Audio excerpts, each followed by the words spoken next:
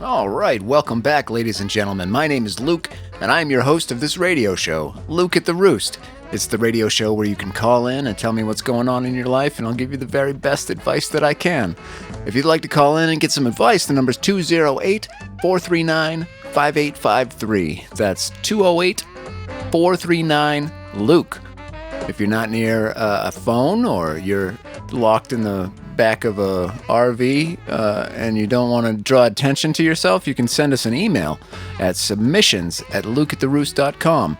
And if we deem that it's funny enough, then it may be played on one of these next tier episodes. Tonight is a very special night. It's Monday, February 23rd, here in Animas, New Mexico, and this is the 20th episode of this fine radio show. And to celebrate, we have a new segment. The segment's called Storytime with Luke, and this is what it's about. Storytime with Luke. Storytime with Luke.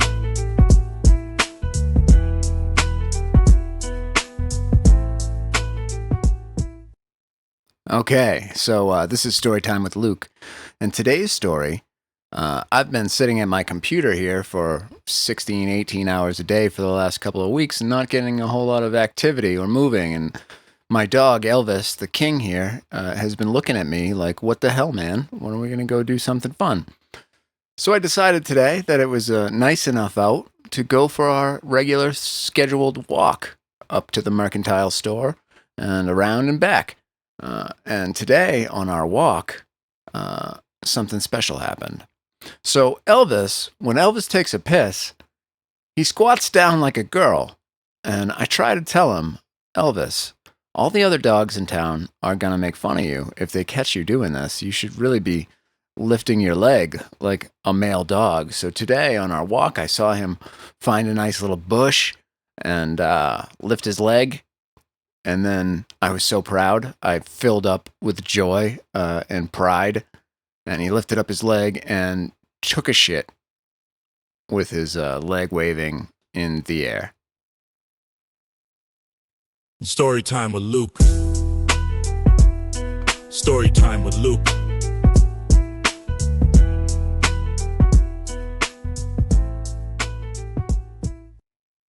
All right. Well, that's Storytime with Luke. I hope you liked it. We're about to get to the calls. I'm going to start some music here. Here we go.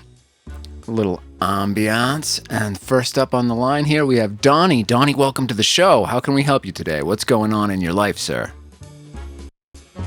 Hey, Luke. Yeah, thanks for taking my call. So I found out about 2 hours ago that my dad had a whole second family I never knew about. Like he had a second family? Like brothers and sisters and stuff? Or you have a second family? Like brothers and sisters and stuff? No, I have brothers and sisters I never knew existed. My dad died 3 months ago, and tonight, some woman in Tucson emails me a photo of 3 kids who apparently grew up calling him Dad, same as I did.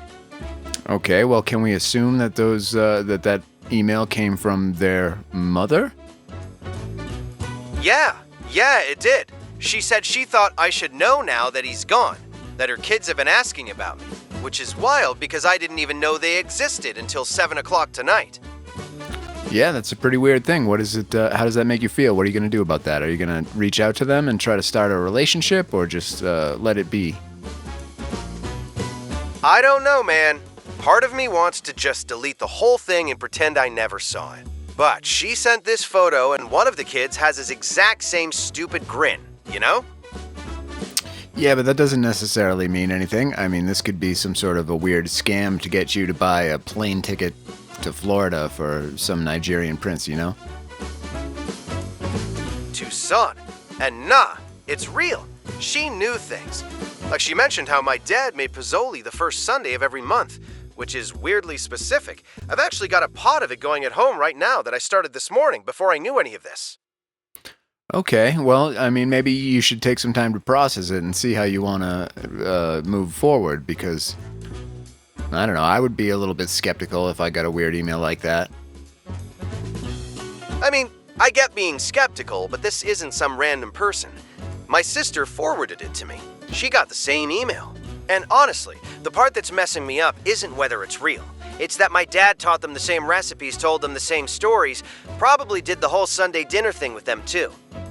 Do you remember times at home during your formative years where your dad was not around? Oh, yeah, all the time. He traveled for work constantly, at least that's what he told us. Gone Tuesday through Thursday most weeks, sometimes longer. My mom used to make excuses for him at my baseball games, school stuff. I just thought he was working his ass off to provide for us, you know? Well, it sounds like he was working his ass off to provide for a lot more than just you. But congratulations on the new brothers and sisters. Yeah, thanks. Real heartwarming.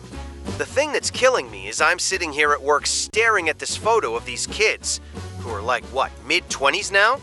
And I'm thinking about all the times I defended him to my mom when they'd fight. Do you think your mom knew the whole time? God, I don't know. Maybe? She died 6 years ago, so I can't exactly ask her now.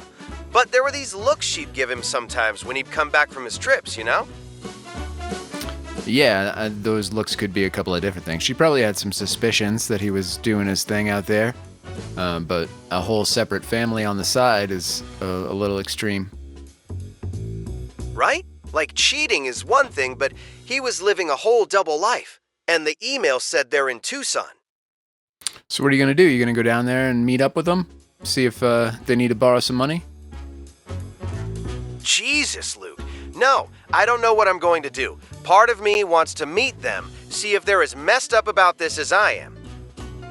Well, they've been asking about you, which means they've known about you, so they're probably not as messed up as you are hearing this for the first time. They may have known about you forever. Oh shit, I didn't even think about that. You're right. The woman who emailed said, now that Dad passed, like she knew he was my dad too. So they knew about me this whole time, and I'm just finding out now? Yeah, that's a tough pill to swallow, but it shouldn't really change your life too much in any way. Maybe you can. How far is Tucson from you? You could take a little day trip down there and see what's up. Have lunch with them. It's like an hour and a half. I could do that. But here's what's really getting me. I've got his pozole recipe going at home right now. You mean his Pizzoli recipe? Yeah, his pozole recipe. He taught me how to make it when I was like 16. Made it every month, same Sunday. And now I'm sitting here thinking he probably taught them too. Same stupid jokes while he's chopping the onions. Same everything. Like that was our thing, and it turns out it was their thing too. Well, you don't even know that. They might have had a different thing than you did. And it doesn't matter all that much.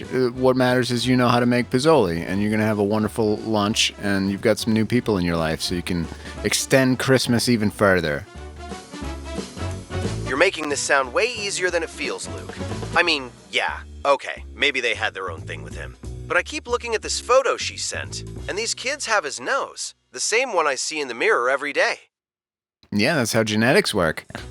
So if those are your blood siblings on your father's side, you're probably going to share some traits with them. That doesn't necessarily mean that you have to integrate them into your lives or that you don't. That's completely up to you. You know what? You're right. I'm sitting here acting like this email is some kind of summons. I don't have to do anything. I could just delete it and go back to my life tomorrow like nothing happened. Yes, sir, you could. There's no obligation for you to do anything with this. But I can see where it threw you through for a little bit of a loop. I'd think that was weird if I got an email like that after my dad died.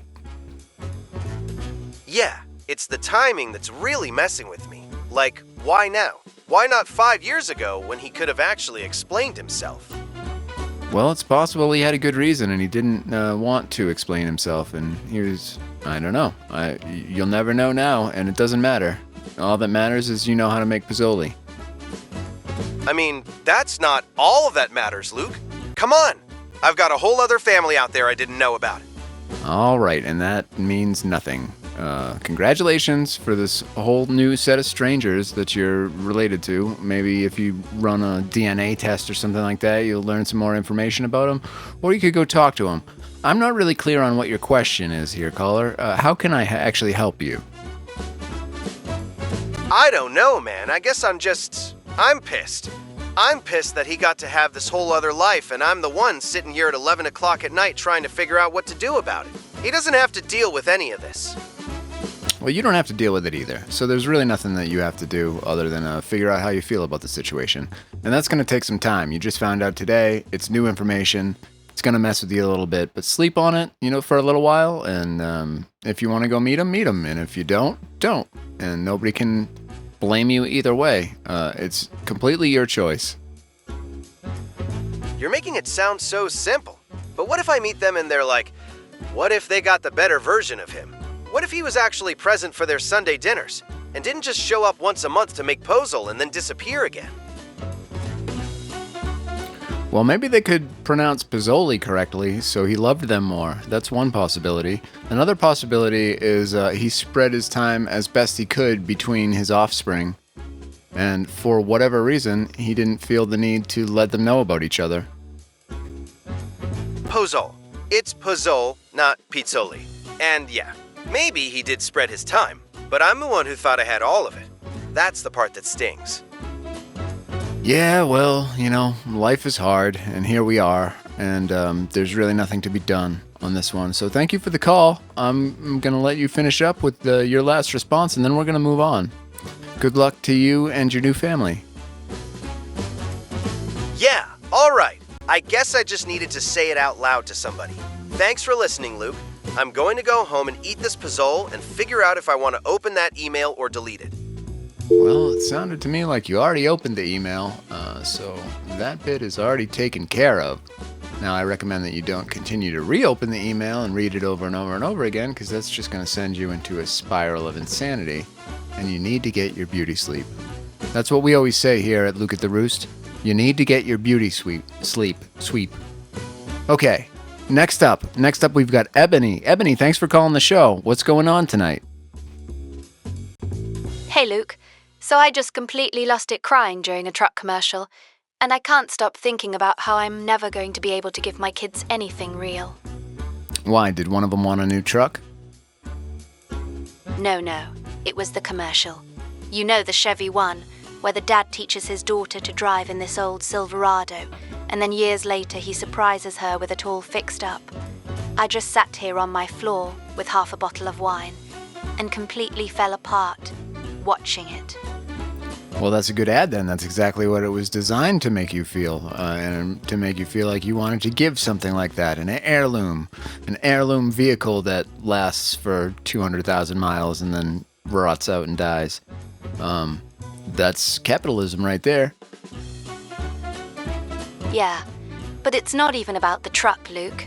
My dad taught me to drive in this beat-up Ford before he died, and I just realized I'm never going to have that moment with my kids. I work at a thrift store. My ex sends child support when he feels like it. I can't even afford to fix my own car half the time, let alone save up something special for them. Yeah, that's okay. There's plenty of special things that you can do and probably do for them that they would remember much more strongly than a vehicle for a gift. Like, that's pretty shallow. And if at some point you don't know what's going to happen in the future, you could fall into some money. You could get yourself a job that pays significantly more, or hit the lottery. Who knows what's going to fall in your lap? So later on down the line, you very well could be in a position to offer them something like that. But that's not what kids need. That's not what kids even really want. They just want your time and attention and love. So those things don't cost a lot, and it's something you can provide. I know you're right, I do. But it's not just about giving them stuff. It's like, my dad gave me that memory, you know? That whole summer he spent teaching me to drive, being patient when I kept stalling out, letting me practice in the Kmart parking lot. And now he's gone, and I have this thing I can hold on to. I want to give my kids something like that, something they can point to and say, my mom did that for me. And I just feel like I'm barely keeping my head above water most days. Okay, so why can't you take them out to a Kmart parking lot? I know there's no Kmart anymore, but a Walmart parking lot, and teach them how to drive? I mean, I will, when they're old enough. My oldest is only 8 right now. But it's not the same, is it? I mean, yeah, pretty much it is the same. It's exactly the same, except it's Walmart instead of Kmart. No, but Luke, I'm driving a 2007 Honda with a cracked windshield and a check engine light that's been on for 6 months. My dad had this Ford he was proud of, that he maintained. That meant something. I'm just trying to keep this thing running long enough to get to work. There's no way I'm handing that down to anyone. It'll be in a junkyard in 5 years. Yeah, most cars in the last 2 decades will be in a junkyard in 5 years. That's how cars work. But it's not about the car. It's about the experience that you give them. Like you said, it's about the memory of your dad teaching you how to drive. And it doesn't matter what vehicle that's in. It's about the activity. It's about the time that you spent with them and the love that you gave to them. And you must understand that. You're right. God, you're right. I'm sitting here crying over a truck commercial, like the car matters. My dad could have taught me in a rusted-out shopping cart, and I'd still have that memory of him being there, being patient with me. Yeah, and if that's something you want to hand down to your kids in the exact same way so they have a very similar memory to yours, you can do that. That's not difficult. It doesn't matter what car you're in, whether it's the one you have now or the one you have when they're old enough to drive. It's the teaching. It's the patience that you remember. And there's lots of ways that you can provide that to them without a lot of money or a lot of stuff. You could take them out fishing. You could take them out camping. You could have a special thing that you do with them. Watch a movie on Sunday nights. It doesn't matter. Yeah, I actually do that already. Every Saturday morning, we go to this little donut shop, and they each pick one, and we sit there and talk about their week. It's like $5 total, and they love it. I don't know. I got in my head tonight thinking it wasn't enough. That I wasn't enough because I can't give them the big things. Well, you know what? I don't think it's the big things that they care about so much. I mean, they might in the moment while they're young, but when they get older and they can look back and see what you did give them, they'll much appreciate Donut Saturday or Donut Sunday or whatever it was over my mom gave me this fancy car. If you want to make more money and be able to do those bigger things, that's an option too. You can do those things, but I think probably it would take more of your time and attention away from the kids and make those gifts a lot less meaningful. You know what's messed up? I heard from Donnie earlier, the guy who called about his dad having the whole second family. And I was sitting here thinking, at least my dad was there. At least he gave me his time. And then I turn around and worry I'm not giving my kids enough because I can't buy them a truck someday. Like I'm completely missing what actually mattered about my dad. Yeah, don't worry about it. You just got by a commercial. That's what they're designed to do, and it's doing a very good job on you. So don't worry about it. You're enough for your kids. Give them as much as you can in your time and attention. Spend time with them and have those special days, and that's what they're going to remember when they get older. Thank you. I really needed to hear that tonight. I'm going to finish this wine, look at some more space pictures, and actually get some sleep before I have to open tomorrow. And maybe I'll take the kids for donuts a day early this week.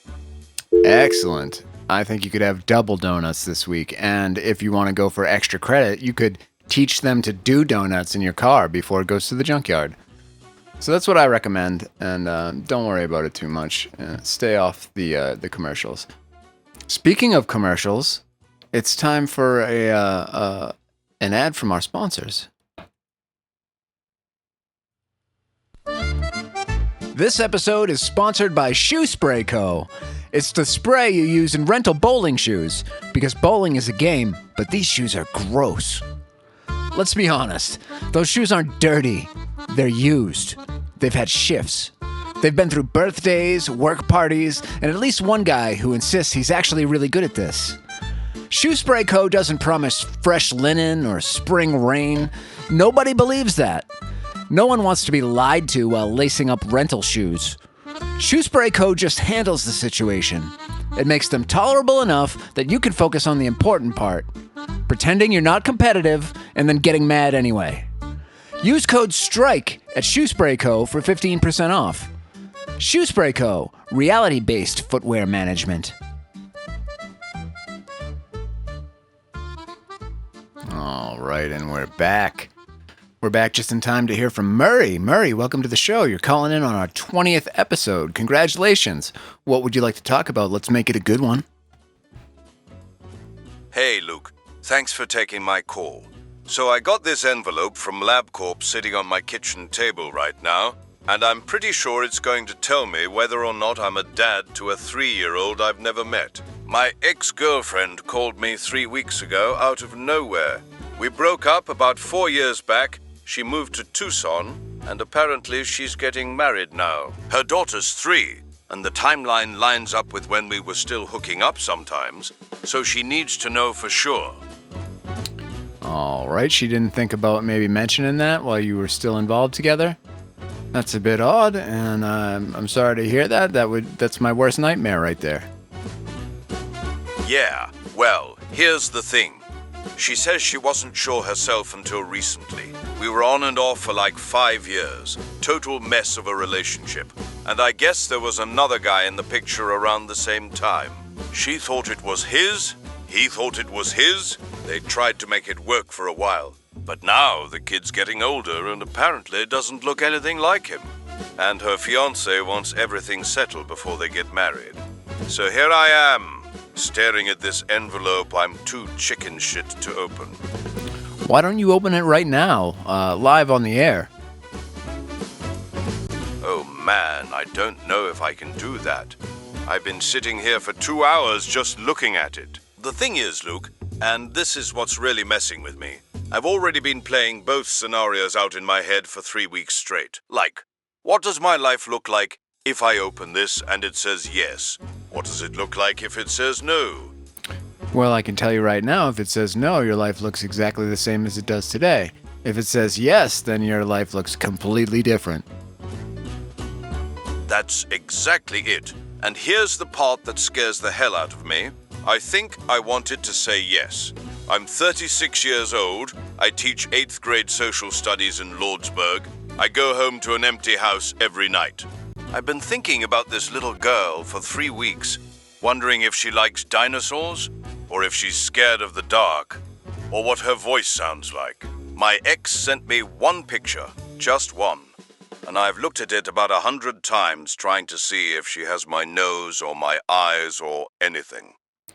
Well, that's not going to do anything for you because people have eerie similarities, and it's possible that she got other genes that give her a different nose from both of you, so I don't know that that's going to do it for you. You're going to have to open the letter to find out, but the way I see it is if you want it to be true, then you can't lose. Open it up. You're right. You're absolutely right. Okay, hold on. I'm opening it right now. My hands are shaking like crazy. Okay, tearing it open. All right, good for you. What does it say? What does it say? Everybody's waiting.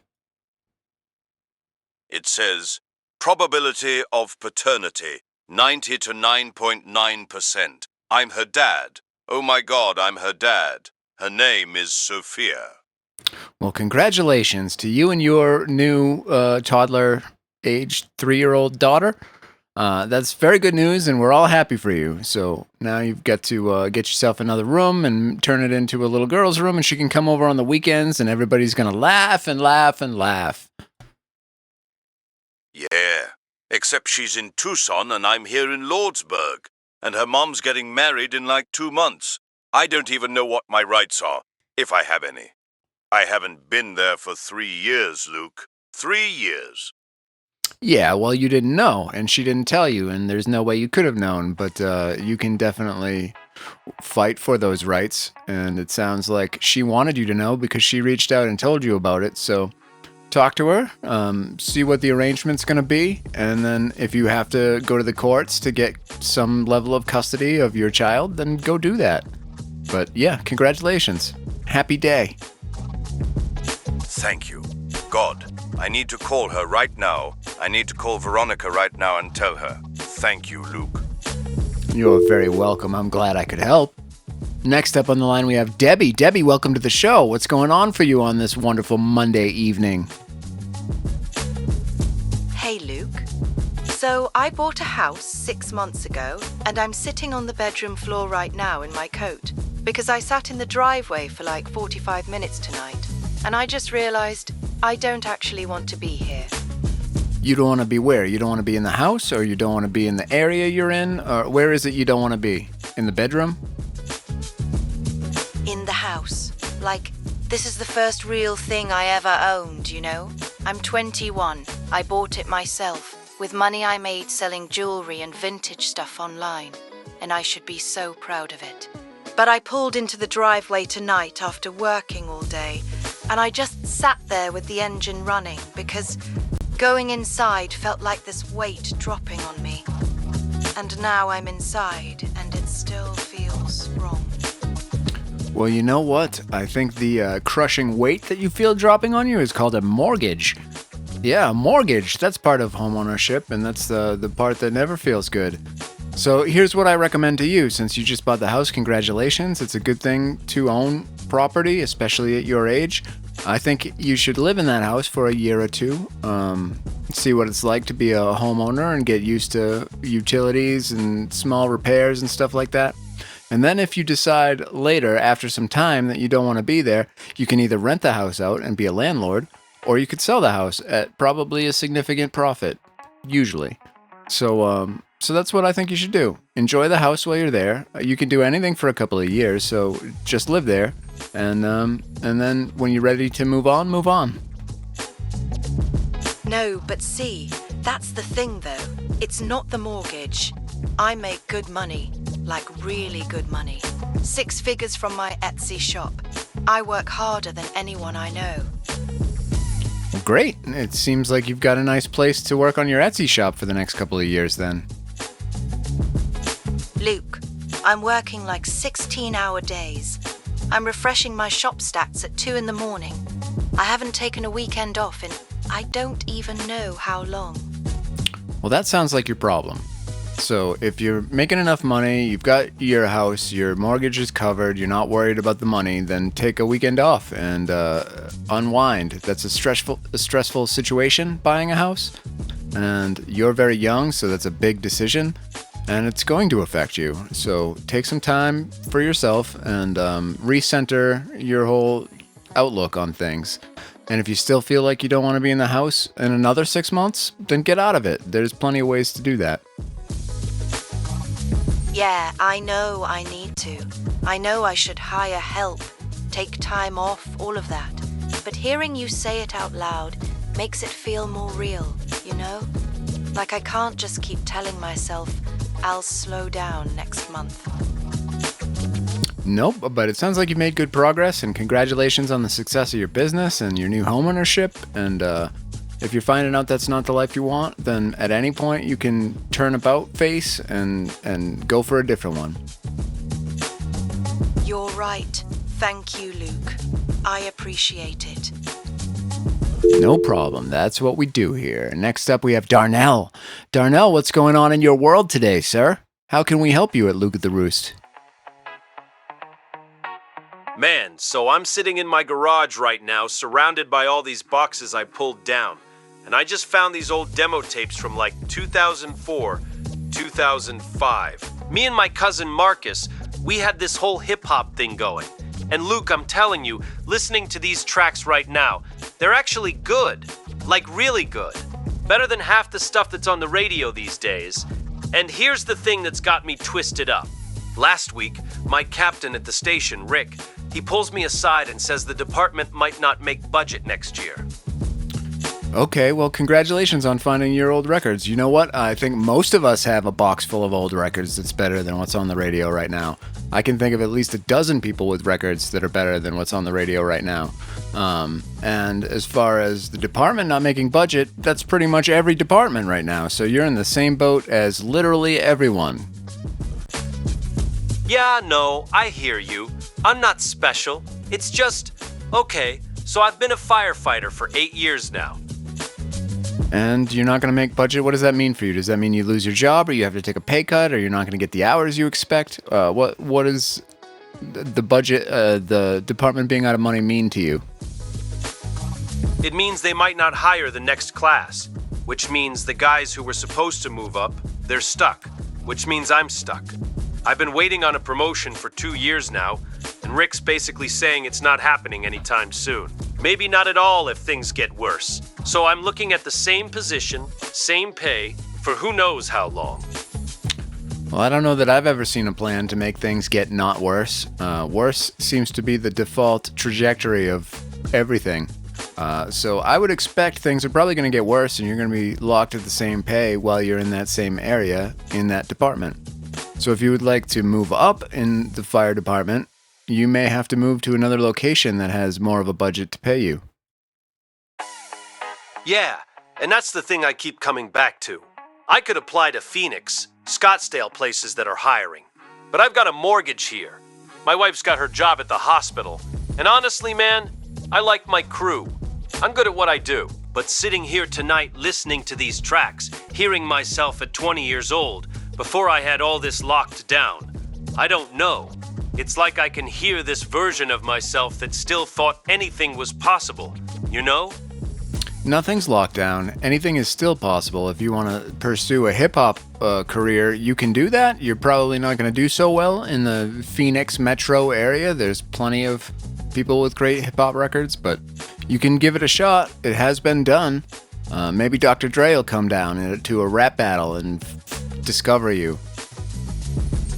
Ha! Yeah, Dr. Dre at the VFW Hall. Dr. Look, Dre. I'm not delusional. I know I'm not going to be a rapper at 34 with a mortgage. It is very unlikely, but it's not impossible.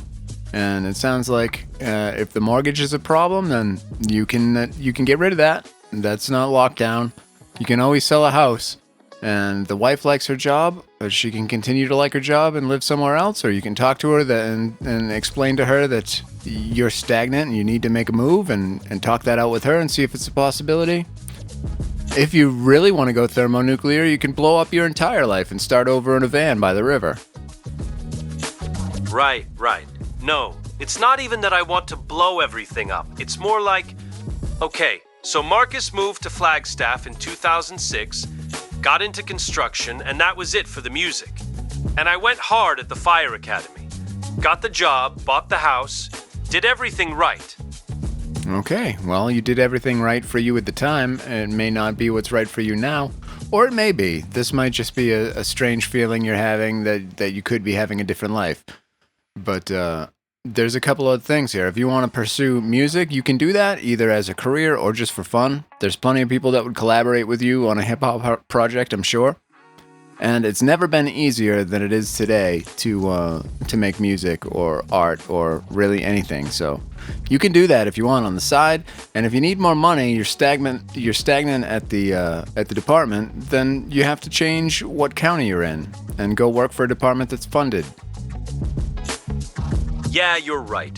I could just make music again without it being a whole career thing. I haven't even talked to Marcus in like 6 months.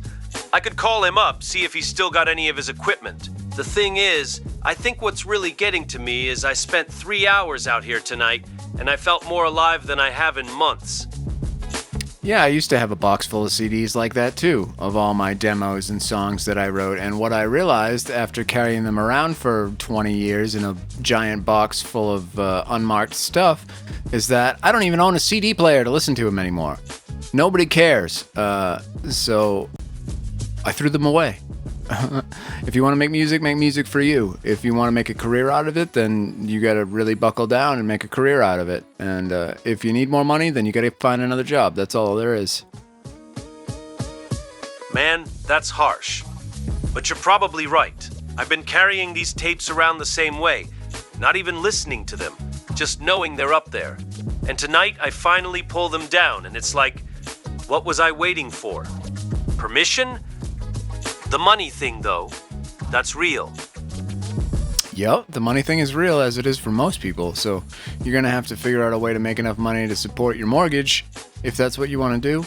And I'm just going to go out on a limb and say a rap career probably isn't it. Yeah, no, you're right. I mean, I knew that before I called. I think I just needed to hear someone say it out loud. The real answer is probably Phoenix or Scottsdale. Get on with a department that's actually funded. Keep the house. Keep the benefits. My wife and I could handle the commute for a while, or we sell and move closer. You can absolutely do that for as long as you can stand it. A commute like that will get to anybody's nerves over time. But for now, you can do it. You could rent out the house and get yourselves an apartment in the city or do the commute. Right, yeah. Rent it out. That's actually smart. Cover the mortgage that way, get a place closer to wherever I end up. And I can still mess around with the music on weekends. Just for me. Yes, sir, you most certainly can. That's the way to do it. And make sure that you're fulfilling all areas of your life, and music is definitely one of those. Yeah, I appreciate that, Luke. I think I just needed to hear someone cut through the bullshit. Well, that's what I do. I cut through the bullshit like a hot knife through cheese. And, okay, so I am obligated now to play another one of the words from our sponsors. Let's talk about mental health. Specifically, let's talk about Brutal Honesty, the therapy app that's tired of your shit. Unlike other apps with their calming voices and gentle affirmations, Brutal Honesty pairs you with an AI therapist that tells you what your friends are too nice to say. Did you try journaling about it? No, we're not doing that. Our algorithm analyzes your patterns and asks questions like, why do you think you deserve to feel better when you don't even drink water? And is your anxiety real, or did you just have 4 cold brews on an empty stomach? Brutal Honesty, because coddling yourself got you here. First session is free, but it will hurt your feelings. Use code GROWUP at checkout. Brutal Honesty, the app that blocks itself if you don't do the work. Okay, and we're back here with Roberta on the line. Roberta, welcome to the show. How can we help you? Hey, Luke. Thanks for taking my call. So I'm sitting here in the dark at my thrift store, and I just found out my business partner emptied our bank account 3 days ago and took off with everything.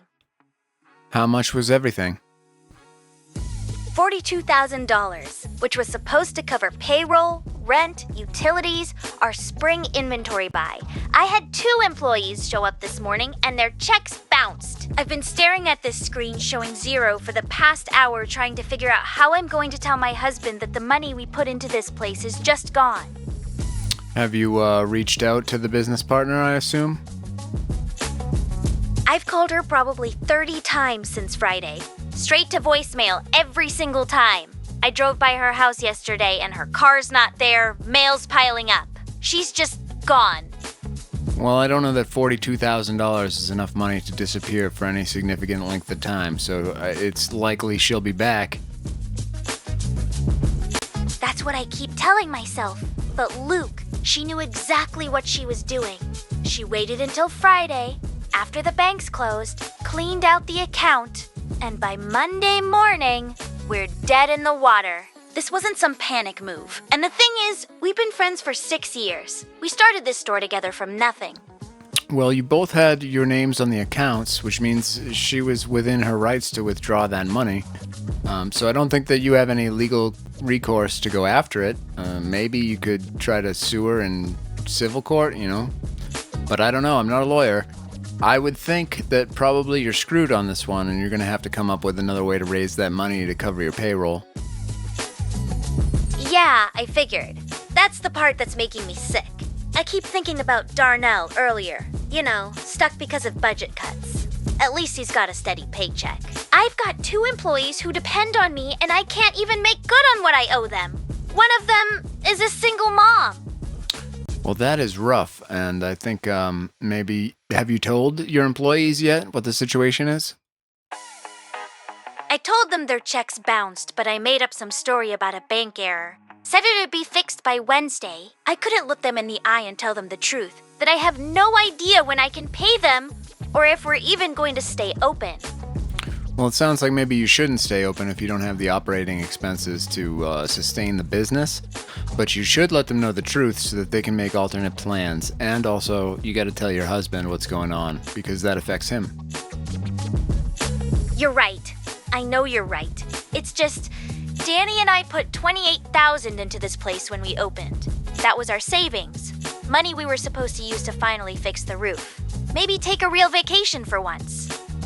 Yeah, well, that's a lot of money to lose, but it seems like you lost it, and I hope that in this experience you've learned a valuable lesson, which is never trust anybody. If you're going to go into business with a partner, make sure that everything is well buttoned up by a lawyer, and that you both need to sign the checks in order to take the money out of the accounts. God, that's dark. But yeah, I guess that's where I'm at now. 6 years of friendship. Gone. The crazy thing is, she was the one who was always so careful about the books. Always worried about every penny. I trusted her completely. I never even thought to check the account myself until it was too late. Well, I mean, it's only been a few days. There could be a reasonable explanation. Maybe she had her mother kidnapped and had to pay a ransom in Bitcoin or something like that, and it's the only thing she knew how to do. There could have been good intentions behind this. Probably not. Probably she ripped you off and ran. But we don't know that until you talk to her. I haven't thought about it like that. I mean, I've been so angry I just assumed the worst. But you're right. I don't actually know. I mean, you can let the police know. You can let the bank know. I don't think that they can do anything about it at this point, but you should still let them know that there was some kind of misgoings on. Yeah, I called the bank this morning. They said since her name's on the account, technically she didn't steal anything. It's a civil matter, not criminal. So I'd have to sue her, get a lawyer, spend money I don't have to, maybe get back money I'll never see again. Yeah, well, I mean, there is small claims court. I think that only goes up to like 15 grand or something like that, but at least it's something. It forces her to show face, so it will bring her back to the area if she's left. That's true. I didn't think about small claims. At least I could get her in front of a judge. Make her explain herself. Even if I don't get all the money back, maybe I'd get some answers. Yeah, I don't think you need a lawyer for small claims court. I did it once, actually. One summer night, I went out looking for my backpack in my car, and it was gone. So somebody had stolen it. So I went to the police. I let them know somebody stole my stuff. And then I was searching through Craigslist. I found somebody selling some of the stuff that was in my backpack. So I went back to the police station and we set up a sting operation where I offered to buy back some of the gear that I had in the backpack and meet a dude in a CVS parking lot. And the cops set up across the street to see the transaction go down, and that proved that the items were stolen from me, and I had to go to small claims to look for restitution. I never did get the money, but he was ordered to pay it. Wait, you set up a sting operation over a backpack? That's incredible. I can't even get my partner to answer her phone. But yeah, okay. So even if she's ordered to pay, there's no guarantee I'll actually see the money. That's what I figured. Well, no, I set up a sting operation over the items that were inside the backpack. But I think you will see the money if you push it. I didn't. It was only a couple $100 worth. It wasn't worth any more of my time. But I probably could have gone back to the court and forced his, I don't know, probation fees or something to be diverted to me. I don't know how any of that works. Right. Okay. So there's ways to actually collect if you stay on it. I mean, we're talking about enough to cover payroll for 2 people, so it's worth my time. I just hate that it's come to this. Well, it takes a long time, so it's not going to cover your payroll right away. If you need to cover that payroll, you're going to have to find another way. Get a loan or, talk to friends and family and see what you can do to raise the money. And stop operations because you can't afford to pay them going forward. Yeah, you're right. I've been sitting here like if I just figure out the legal stuff, the money will magically appear. But those employees need to get paid this week, not 6 months from now when a judge orders it. I'm going to have to tell Danny tonight. See if we can scrape together enough between savings and maybe his sister. Yeah, that sucks. I'm sorry that you ended up in that situation. It's a hard place to be, and I don't envy you at all, but that's the right thing to do, I think. That's the correct course of action, and hopefully it all works out, and she comes back and returns the money, but I wouldn't bet on that. For now, I'd start looking at other arrangements. Yeah, I'm not holding my breath for her to suddenly grow a conscience. I appreciate you talking me through it. I've just been spinning my wheels all day, couldn't even think straight. At least now I know what I got to do, even if it sucks. Thanks, Luke. You're welcome. That's what we do here. Hopefully it all works out, and you get your money back, and you're able to pay your employees and continue with your thrift shop business. Next up on the line, we have Phil. Phil, how you doing, buddy? Hey, Luke, I'm alright, man. So I've been sitting here at the laundromat for like 2 hours now, and I cannot stop thinking about that Zachary Ty Bryan thing you mentioned earlier. You know the home improvement kid getting locked up for violating probation? I do not. I have no idea what you're talking about. Are you talking about the television show Home Improvement from the 90s with Tim Allen, one of his kids? Yeah, the middle kid. Jonathan Taylor Thomas's TV brother. I read about it today, and it's been stuck in my head because my cousin Danny's sentencing is on Wednesday, and I'm supposed to testify against him tomorrow. Well, not against him exactly, but I saw what I saw behind the Circle K back in November, and the prosecutor keeps calling to make sure my story stays straight. What is it that you saw behind the Circle K? I saw Danny breaking into the storage unit back there. It was like 2 in the morning. I was coming back from dropping off my girlfriend at the time, and I see him with a crowbar prying open the lock. And the thing is, he looked right at me. Made eye contact. We grew up together, man. Okay, and how did you end up on the telephone contact list for the prosecution? I called it in that night. I sat in my truck for like 10 minutes, just watching him load stuff into his car. And I kept thinking, maybe I should just drive away, you know? But then I thought about the guy who owns that Circle K. Jose, he's always been decent to everyone. And I just called 911. All right, so that's a little thing we in the business like to call snitching, and it's never a good idea to be the snitch, as they say. So do you have plans on how you're going to navigate that in a post-snitch world? That's the thing that's eating me up, Luke. Danny's mom has left me like 8 voicemails today saying Uncle Hector would be ashamed of me. And that one hits different, because Hector died last spring. He was the one who raised both of us half the time, let us run wild on dirt bikes every Saturday. And now, I'm driving the same routes through Lordsburg and Annamas for UPS that we used to tear up as kids. And everyone knows. Like I went into the gas station on Friday, and the guy behind the counter wouldn't even look at me. Yeah, I mean, you must have expected that when you ran your mouth about what you saw behind the Circle K. I mean, yeah, I knew it wasn't going to be good, but I guess I thought doing the right thing would feel different than this. Like maybe people would understand that Danny's been spiraling since Hector died. Stealing copper wire, breaking into storage units, and somebody had to pump the brakes. But instead, I'm the rat, and he's the victim. And his mom is blowing up my phone talking about family loyalty, while her son is out there destroying himself. Yeah, well, there are other ways you could have handled that. I mean, you turned in your own family to the police. That's pretty, nobody's going to respect that very much. You could have gone up to him on the side and let him know that you saw that and not to continue doing it, or, given him the chance to stop in his tracks. But that's not what you did. You just called the police. So, yes, you are a rat. You're right. I could have walked over there that night and said something. I sat in my truck for 10 minutes. I had time. And the worst part is, Danny would have listened to me. We've been tight since we were kids.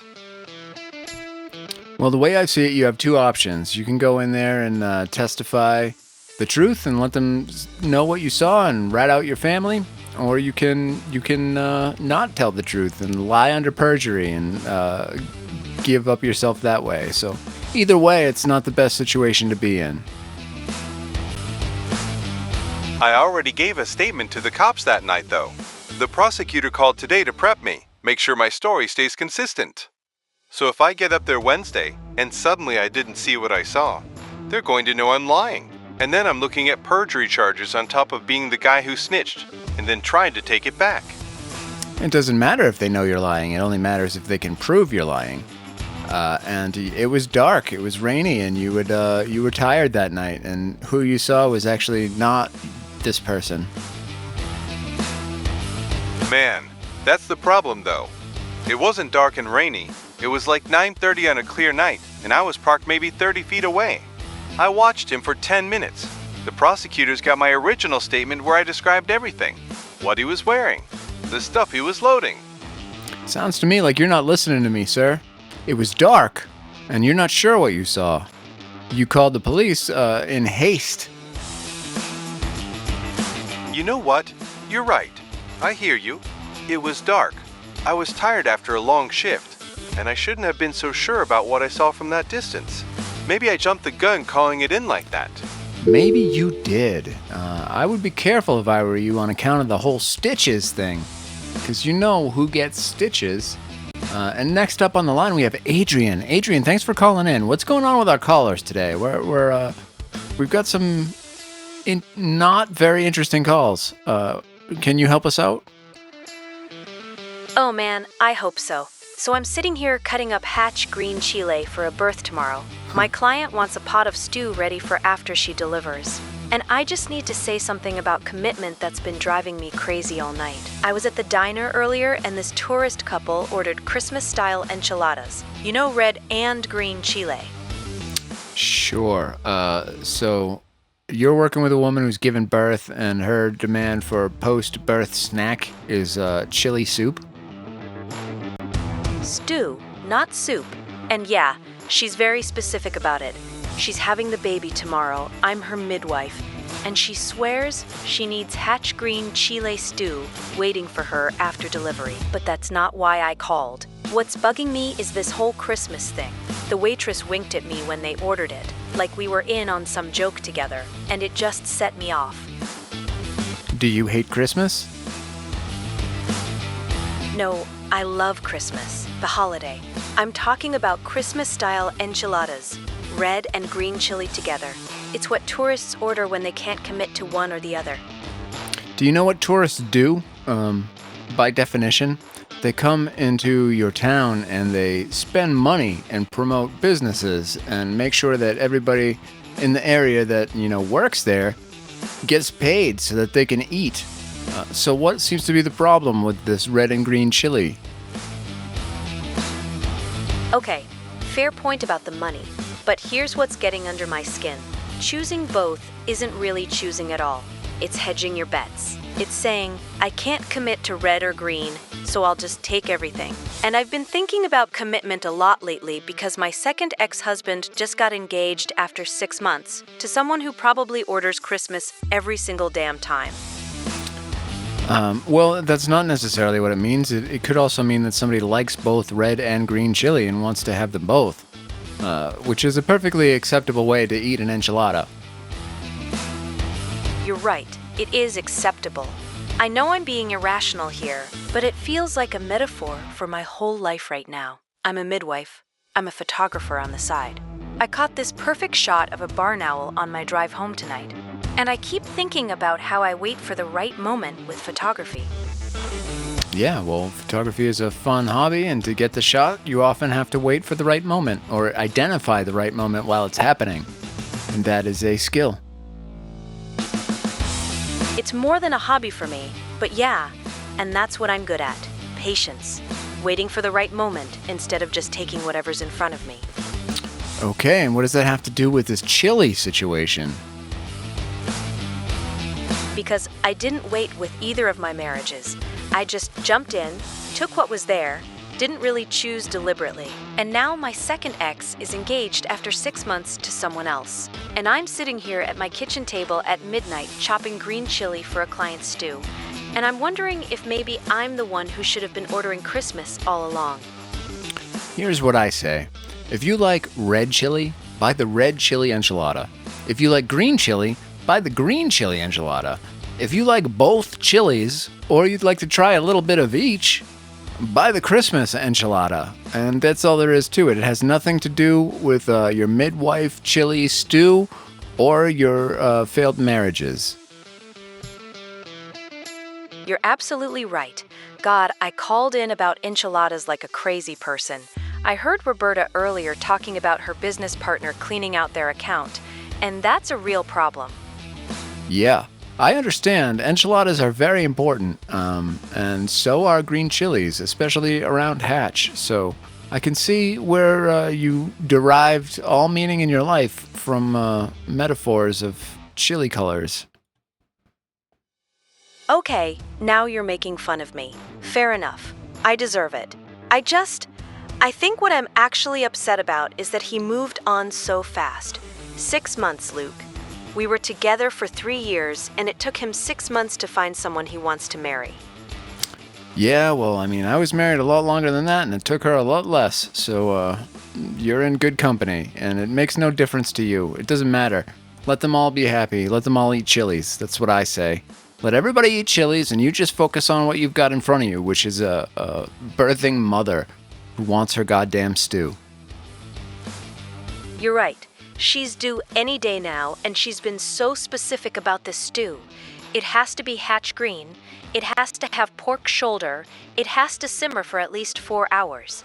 And honestly, I love that about her. She knows exactly what she wants. Hey, that's good for you. I mean, if one of my clients was like that, I would be like, you have to make your own stew. But if you can deal with that, good for you. Give her the stew that she deserves. That's what I say. Give people the stew that they deserve. That's actually perfect advice. Give people the stew they deserve. I'm going to write that down.